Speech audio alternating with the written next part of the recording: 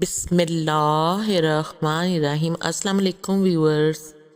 حکم الہی کے مطابق ماہ رمضان المبارک کے پورے روزے روئے زمین پر بسنے والے ہر مسلمان مرد و عورت پر فرض ہیں۔ ان کی فرضیت سے انکار کرنے والا بالاتفاق کافر اور بغیر کسی معقول شرعی عذر کے نہ رکھنے والا، یعنی بغیر کسی معقول شرعی عذر کے روزہ نہ رکھنے والا سخت گناہ گار اور حکم الہی کا نافرمان اور باغی متصور ہوتا ہے۔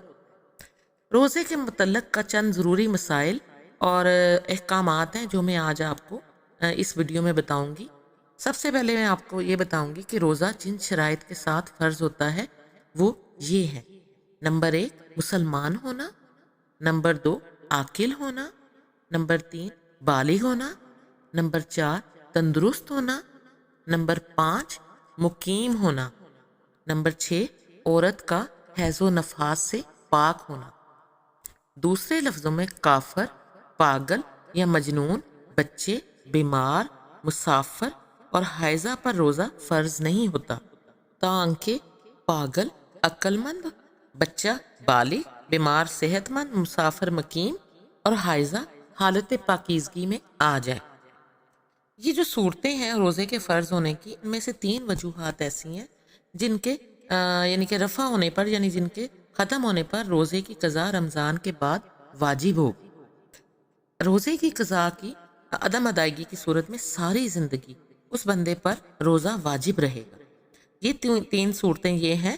اس میں سے پہلی صورت یہ ہے کہ بیمار جب مکمل طور پر تندرست ہو جائے اور روزہ رکھنے کی استطاعت کا مالک ہو جائے۔ نمبر 2 مسافر جب سفر سے واپس آ جائے یا سفر کے بعد مقیم ہو جائے۔ نمبر 3 عورت جب حیض و نفاس سے حالت طہر میں آ جائے، یعنی پاکیزگی کی حالت میں آ جائے۔ اب ہم ان شرعی مسائل کے بارے میں بات کریں گے، ان شرعی عذر کے بارے میں بات کریں گے، یا جن مجبوریوں کے باعث شریعت نے رخصت دی ہے کہ اگر انسان چاہے تو روزہ رکھے، ورنہ مجبوری کے اختتام پر قضا روزوں کو ادا کرے۔ عام طور پر واقع ہونے والے بڑے بڑے عذر یہ ہیں۔ نمبر 1 مرض یا بھوک اور پیاس کی شدت۔ کوئی شخص کسی ایسے مرض میں مبتلا ہو جائے کہ روزہ رکھنے سے مرض کے بڑھ جانے کا خطرہ ہو، یا پھر بھوک پیاس کی وجہ سے جان جانے کا خطرہ ہو۔ ان صورتوں میں بھی دیندار اور مسلمان ڈاکٹر کی رائے ہی زیادہ قابل اعتبار ہوگی، یعنی کسی دیندار اور مسلمان ڈاکٹر سے مشورہ کیا جائے اور اس کے بعد روزے چھوڑے جائیں۔ دوسرا اس میں یہ ہے کہ سفر کی حالت۔ اس عذر کے لیے سفر کی مقدار وہی معتبر ہوگی جس میں نماز کی قضا لازم آتی ہے۔ دوران سفر اگر روزہ باعث تکلیف نہ بنے تو روزہ رکھ لینا ہی افضل ہے۔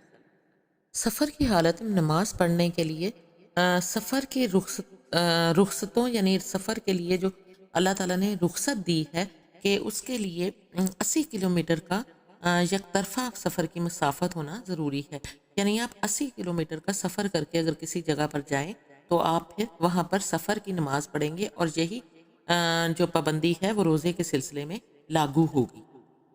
اور اگر کسی مسافر کے کسی علاقے میں قیام پذیر ہونے کی مدت 4 دن یا اس سے زیادہ ہو تو پھر آپ مکمل نماز پڑھیں گے۔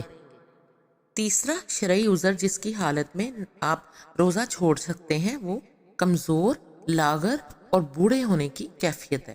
اگر کوئی شخص کسی وجہ سے اتنا کمزور یا بڑھاپے کی وجہ سے بہت زیادہ لاغر ہو اور اسے دوبارہ طاقت آنے کی امید بھی نہ ہو تو اس کے لیے رخصت ہے کہ وہ ہر روزے کے بدلے صدقہ فطر کی مقدار میں فدیہ دیتا رہے، یا کسی فقیر مسکین وغیرہ کو پیٹ بھر کر 2 وقت کا کھانا کھلاتا رہے۔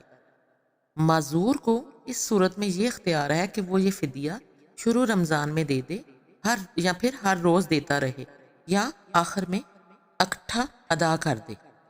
چوتھا عذر اس میں عورت کا حاملہ ہونا یا دودھ پلانا ہے، کیونکہ رمضان المبارک میں کوئی عورت اگر حاملہ ہو یا بچے کو دودھ پلاتی ہو تو روزہ رکھنے سے اسے یا بچے کو نقصان پہنچنے کا خدشہ ہوتا ہے، اس لیے وہ بھی روزہ قضا کر سکتی ہے۔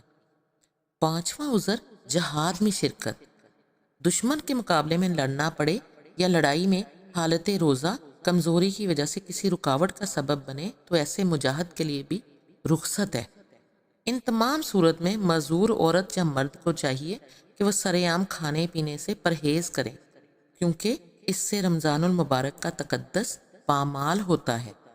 اللہ تعالیٰ آپ کو ہر قسم کی بیماری، پریشانی، مصیبت اور آزمائش سے محفوظ رکھے، حلال اور وسیع رزق عطا فرمائے اور اپنے سوا کسی کا محتاج نہ کرے۔ دعاؤں میں یاد رکھیے گا، اپنا اور گرد و نواح کے لوگوں کا بہت خیال رکھیے گا۔ جزاک اللہ۔ اللہ حافظ۔